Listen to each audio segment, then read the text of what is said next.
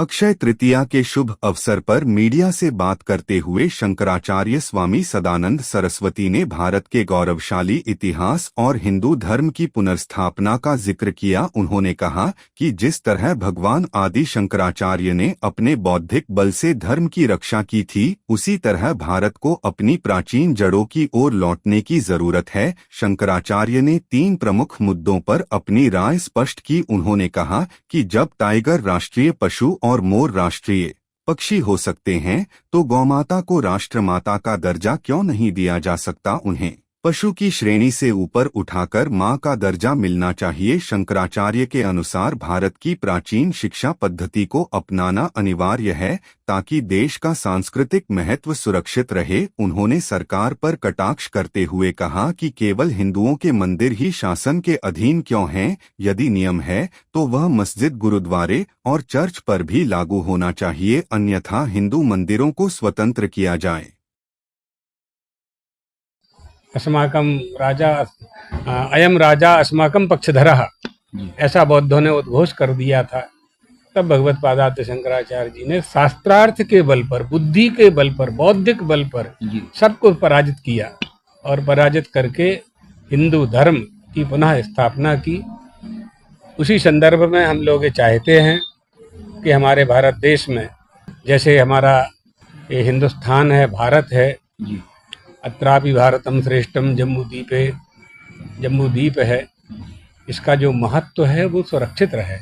ये कब सुरक्षित रहेगा? जब हमारी प्राचीन शिक्षा पद्धति का हम आश्रय लेंगे, अर्थात हमारी शिक्षा पद्धति का भारतीयकरण होना चाहिए। गौ माता की रक्षा होनी चाहिए। गौ माता को पशु की श्रेणी से ऊपर उठा करके माँ के दर्जा, माँ की सूची में उनको शामिल किया जाना चाहिए। जब टाइगर को राष्ट्रीय पशु बना सकते हैं, मोर को राष्ट्रीय पक्षी बना सकते हैं, तो गौ माता को राष्ट्रीय माता क्यों नहीं घोषित कर सकते? करना चाहिए।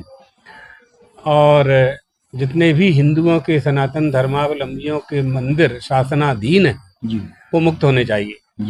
अगर सारे हिंदुओं के मंदिरों को शासन ने अपने अधीन में कर रखा है तो फिर मस्जिदों को भी अपने अधीन करें, गुरुद्वारा को भी करें, गिरजाघर को भी करें।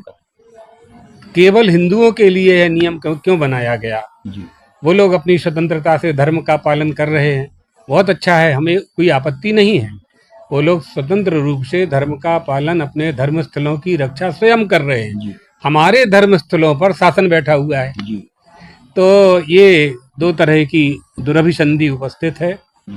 इसलिए धर्म का, राजा का कर्तव्य क्या है? राज्ञ धर्मणि धर्मिष्ठा पापे पापः समे समा, राजानम अनुवर्तन्ते। राजा का अनुकरण प्रजा करती है, पिता के सदाचार का अनुकरण पुत्र करता है। इसलिए हमारे देश का राजा धार्मिक होना चाहिए, धार्मिकता उसमें आनी चाहिए, प्रजा का हित करने वाला होना चाहिए।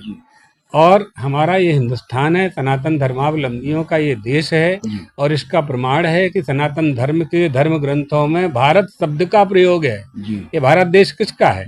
निवास करने का अधिकार सभी को है। संविधान सबको निवास करने का अधिकार देता है, इसमें कहीं किसी को कोई आपत्ति नहीं है। लेकिन ये मूल देश है किसका? उन्हीं का है जिनके धर्म ग्रंथों में भारत शब्द प्राप्त होता है ना?